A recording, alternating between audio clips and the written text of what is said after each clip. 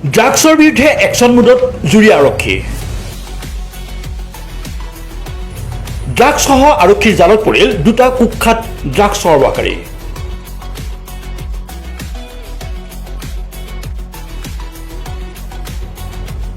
কালি জুৰিয়া আৰক্ষী থানাৰ সন্মুখত ড্ৰাগছ বিক্ৰী কৰিবলৈ আহি আৰক্ষীৰ জালত পৰিল দুটা ড্ৰাগছ সৰবৰাহকাৰী।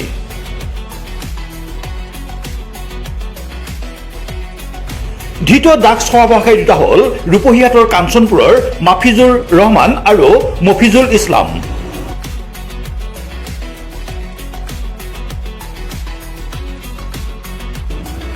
জুৰিয়া আৰক্ষী থানাৰ সন্মুখত টহল দি থকা অৱস্থাত আৰক্ষীৰ জালত পৰে কুখ্যাত ড্ৰাগছ সৰবৰাহকাৰী মাফিজুৰ ৰহমান আৰু মফিজুল ইছলাম।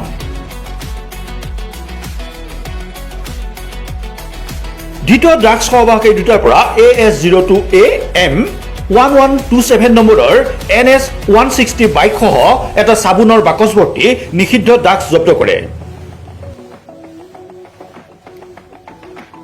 অধিক তথ্য সংগ্ৰহৰ বাবে ড্ৰাগছ সৰবৰাহকাৰী দুটাক জেৰা অব্যাহত ৰাখিছে জুৰিয়া আৰক্ষীয়ে।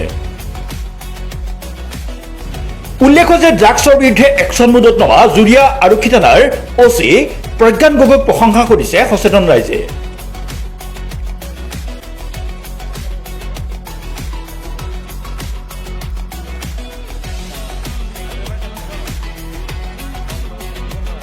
ভিডিঅ' জাৰ্নেলিষ্ট নাজিম উদ্দিনৰ সহযোগত ষ্টাফ ৰিপৰ্টাৰ কৌশিক দিয়া ৰিপৰ্ট ইউনিভাৰ্চেল নিউজ।